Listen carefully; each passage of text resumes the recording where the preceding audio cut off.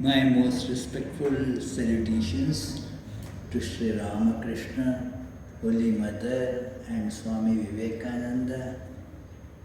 My loving greetings to my brother monks, Divya Sarupanandaji and Vedeshanandaji, and dear teachers and students. I feel very happy to be here.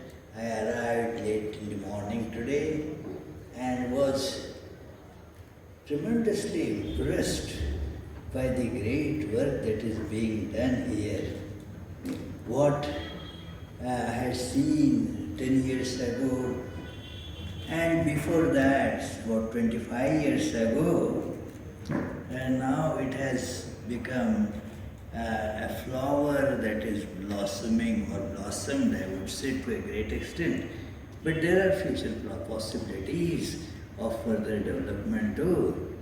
I was so impressed by seeing all this presentation ceremony, how beautifully it was presented. That presentation itself shows the great skills that you have with various computer programmings, graphic designs and so forth.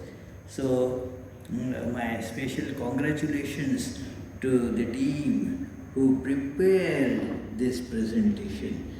And let us see, friends, that we have to educate, continue the education. Swami Vivekananda laid tremendous stress on education.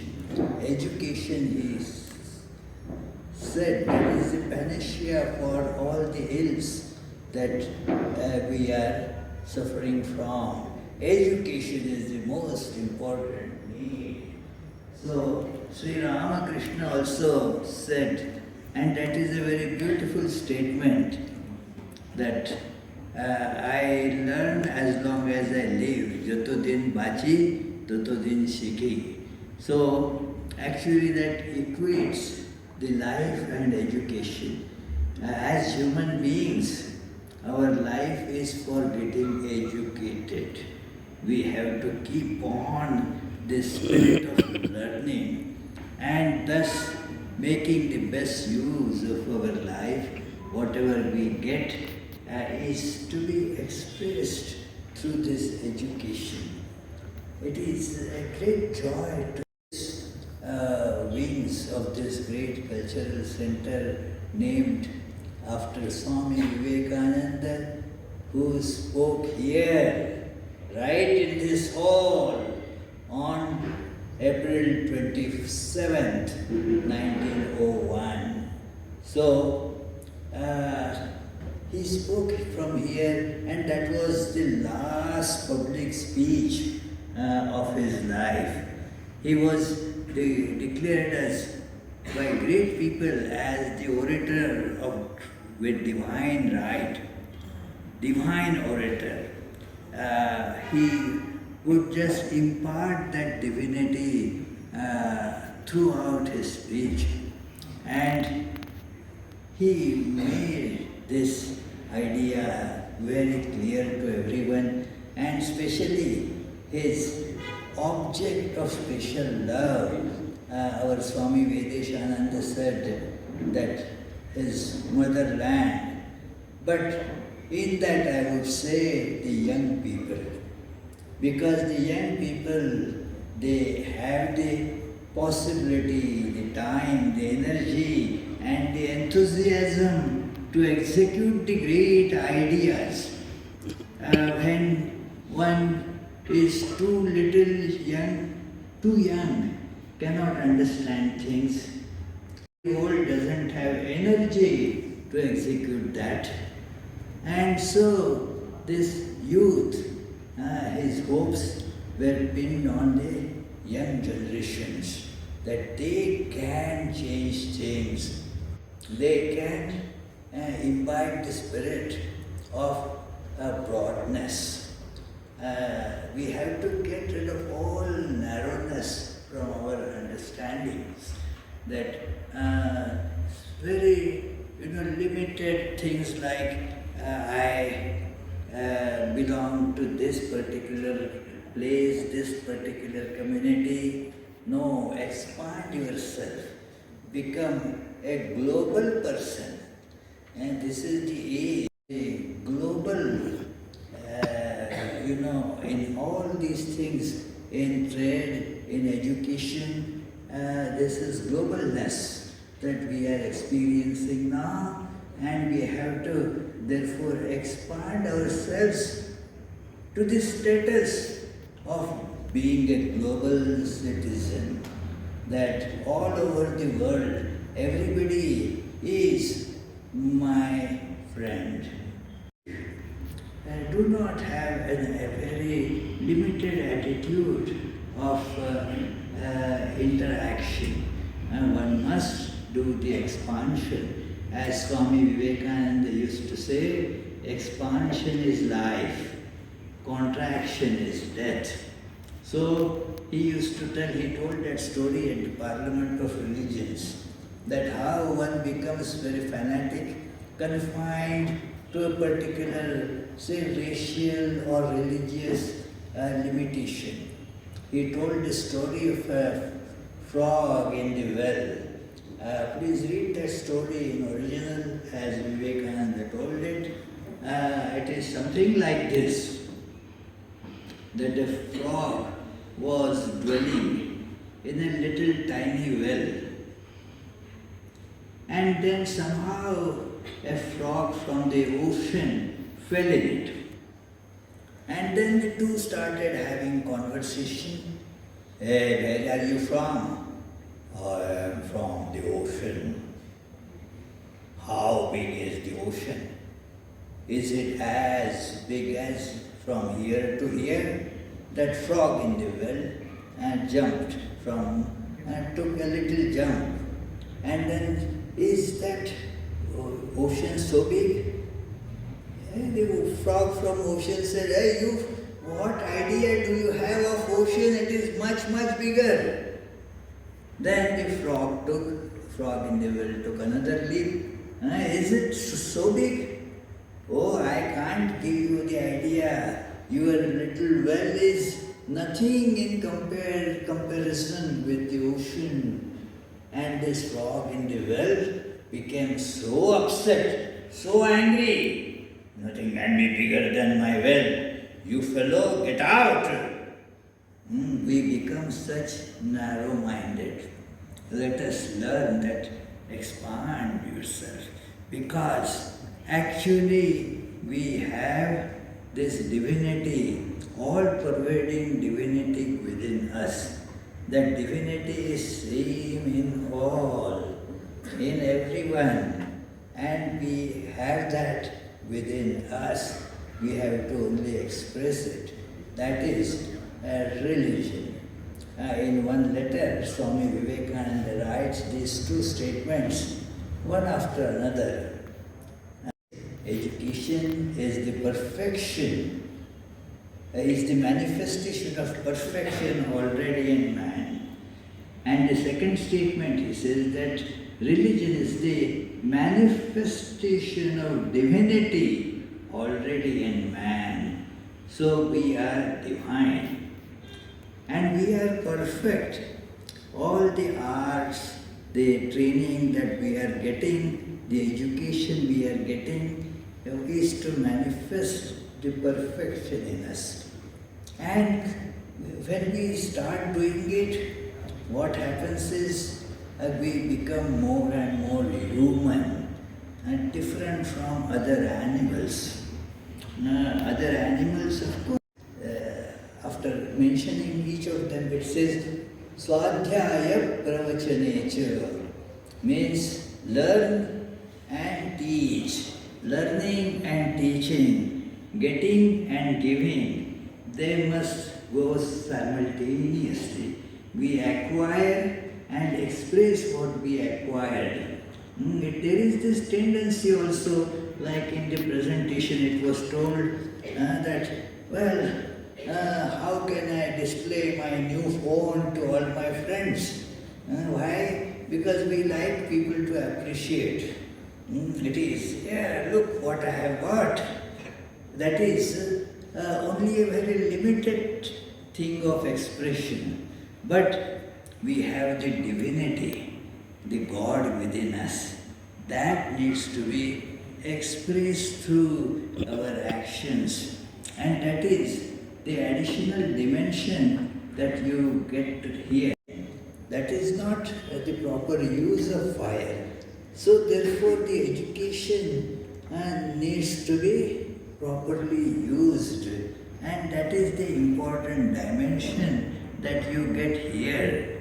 That is the wisdom of having this knowledge put in right use, right directions. Why? Because if we do not do it, let me tell you a nice story of three friends. They went to the teacher's home and they studied for 12 years, learned many things, and then started going back after finishing the 12 years course. How many months courses you have? 3 months, 6 months, 1 year, like that, 2 years.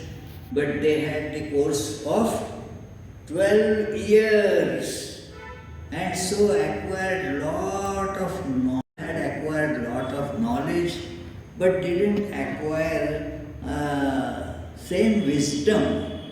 Knowledge was acquired, but not corresponding wisdom. So, while they were coming back to their home, the way ran through a forest. And as they were walking, one of them noticed that there are bones lying around there. And because of the education, the knowledge, he recognized that these are bones of a tiger. And so he immediately collected the bones, connected them together, and made a skeleton of the tiger. Another, well, you just made this skeleton. I can put all the flesh and blood also in that tiger. And that also was done. And the third said, well, I can put life into that tiger. The other two said, no, don't do that. No, I can do. Oh, you can, but don't do. And when he was insisting that I will do, they said, well, give us a half a minute. We will run away. Then you do whatever you want. So this third of these three students had knowledge but didn't have wisdom. Had he made that when the tiger would become alive, what will the tiger do? Smile at him? What will the tiger do? Gobble up that fellow, you see. So therefore one must have this wisdom. The other two had wisdom, so they immediately ran and saved themselves. So this is how we must see that our knowledge becomes a constructive, and that is where we have to be very cautious. We have to develop love and not hatred. It is develop love, because there is the same divinity. Looking at them, at that divinity, we should feel oneness, because we are one in the core, in the real content of ourselves. We are one there. Other differences are minor, really.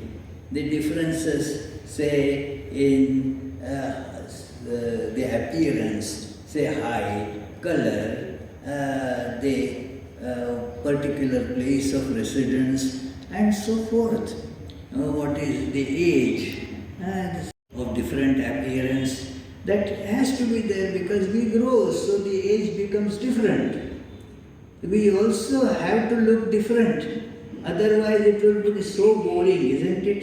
If we don't look different, then we will be looking at the same one face all the time. So we should look different. We should think different. And yet, must remember that in the core, we are one. That one core. Just think of it, that suppose museum, thousands of wax statues have been made, and it takes really days to go and see even half the museum. Now each statue is different. There is the statue of Mahatma Gandhi, and there is the statue of, say, that Winston Churchill, the statue of Abraham Lincoln, and statue of many. I heard there is this statue also of the cricket star of yesteryears in India, like Sachin Tendulkar. Even his statue has been made there.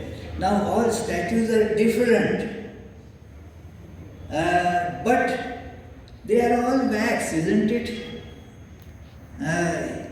Different, but inside every person, it is just wax, nothing else. So as wax, they are all same.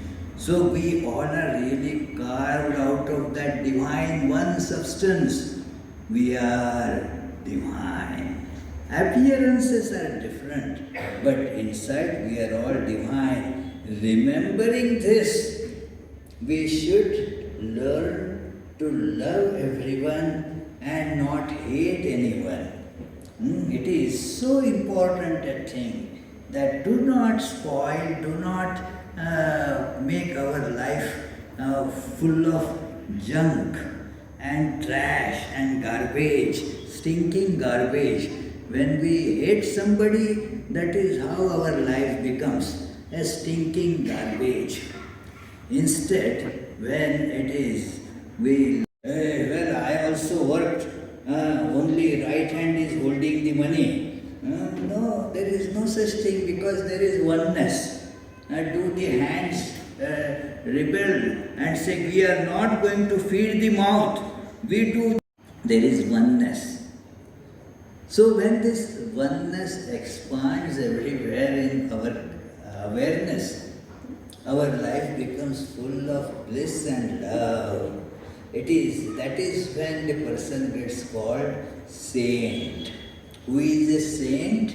Who sees this one everywhere. Moreover, friends, Swami Vivekananda said that concentration is the essence of education.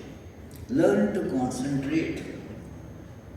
Because many attribute it to the addiction with this cell phone.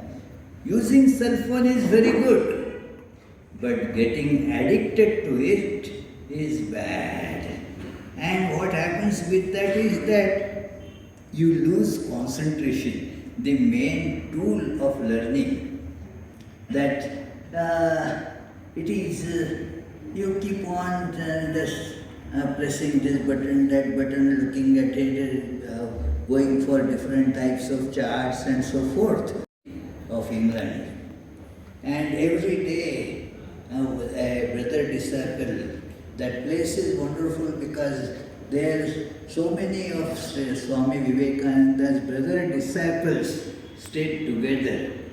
So his brother disciple would go to the library and bring one volume, about 700-800 pages. Next day would take it back, get the next volume. Then the next volume. The librarian got a bit puzzled. What is this? How can one read all this in one day? Your Swami must be crazy. He is not reading anything. But Swami assured that no, he actually reads everything. not only reads, he remembers. A similar incident happened in Belur Math, where there is this present headquarters. The power of concentration. If you have the power of concentration, you can learn very fast. So Swami Vivekananda therefore said that if he gets a chance to learn again, and if he has a choice about it, then he will not go for just accumulating various informations, but only focus on learning the art of concentration. So when you learn the concentration, everything becomes more and more clear to you. So this is how through the power of concentration